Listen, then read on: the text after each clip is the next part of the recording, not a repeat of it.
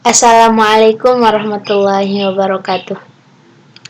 Alhamdulillahirabbil alamin. Assalatu wassalamu ala asrafil anbiya'i wal mursalin wa ala alihim wa ashabihimul kirami ajma'in.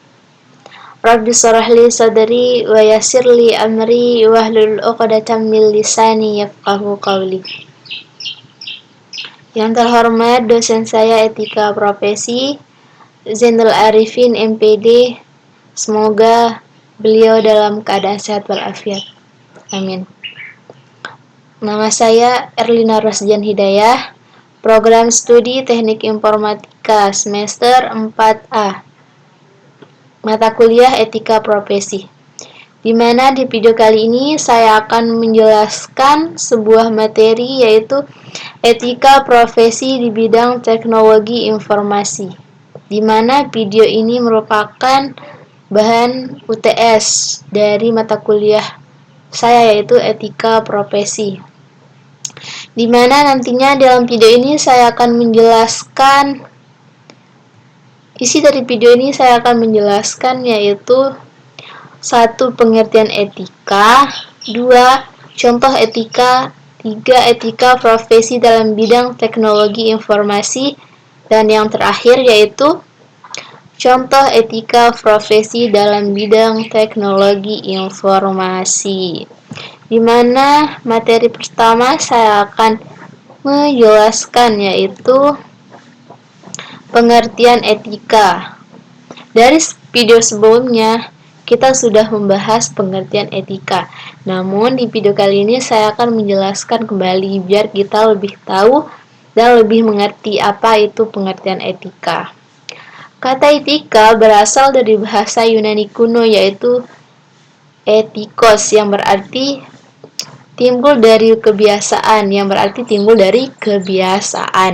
Sedangkan pengertian etika menurut Kamus Besar Bahasa Indonesia yaitu ilmu tentang apa yang baik dan apa yang buruk dan tentang hak dan kewajiban moral, atau bisa disebut dengan akhlak.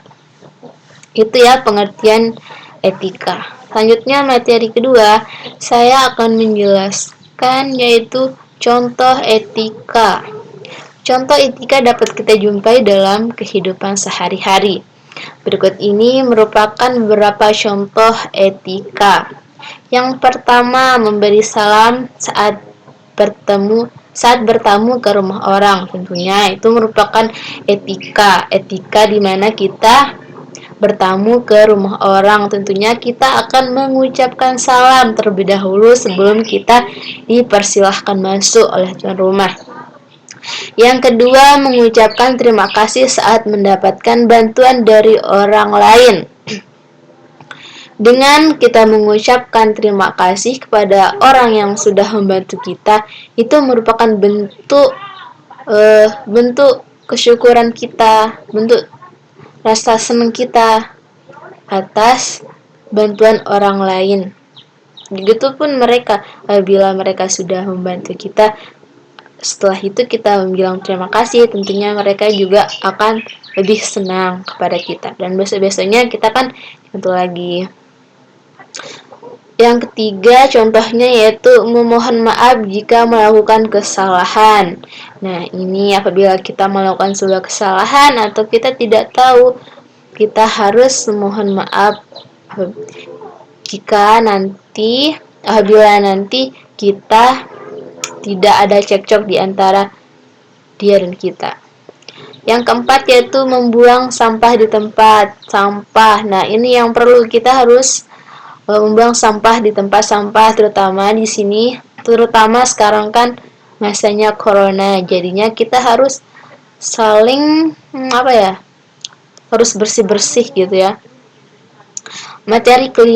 Contoh kelima yaitu menghormati orang yang lebih tua. Nah, ini yang lebih perlu yaitu menghormati orang yang lebih tua dari kita karena beliau lebih dulu hidup, lebih dulu ada daripada kita.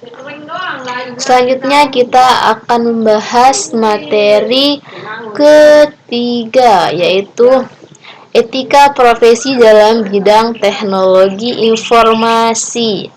Informasi apapun yang didapat dalam teknologi informasi yang digunakan haruslah digunakan dengan bertanggung jawab, harus mengedepankan aspek penghormati martabat, asas kemanfaatan, berkeadilan, persetujuan dan aspek kerahasiaan harus benar-benar diperhatikan dalam proses pengambilan dan pengolahannya. Undang-Undang ITE Pasal 32 memang sudah mengatur tentang intervensi penggunaan data. Namun pada kenyataannya hingga hari ini, ilmuwan, peneliti maupun perusahaan tidak memperhatikan hal tersebut.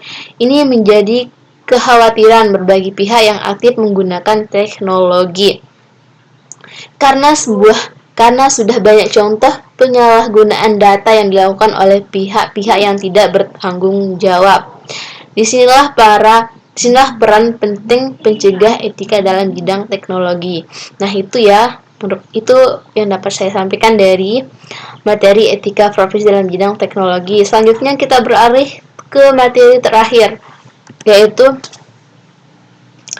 contoh etika profesi dalam bidang teknologi informasi. Nah, di mana yang pertama contoh dari etika profesi dalam bidang teknologi informasi yaitu tidak menggunakan komputer untuk membahayakan orang lain. Nah, ini yang perlu bagi kita.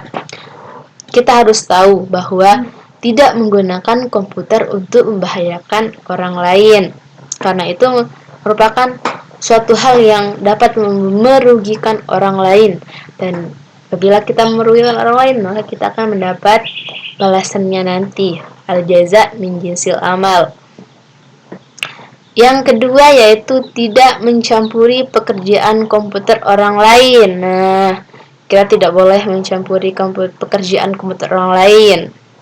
Yang ketiga yaitu tidak mengintip file orang. Nah, kalau kita mengintip file orang maka itu membuktikan Anda itu kurang bisa, bahkan tidak bisa karena kalian menyuntik punya orang lain.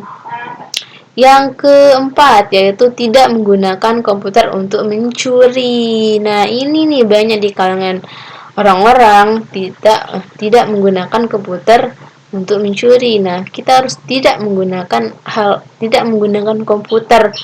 Misalnya kita tidak menggunakan komputer untuk menghack basic seseorang atau apakah itu namanya. Yang terakhir yaitu tidak menggunakan sumber daya komputer orang lain tanpa otorisasi. Itu ya teman-teman. Hanya ini yang dapat saya sampaikan dari video ini.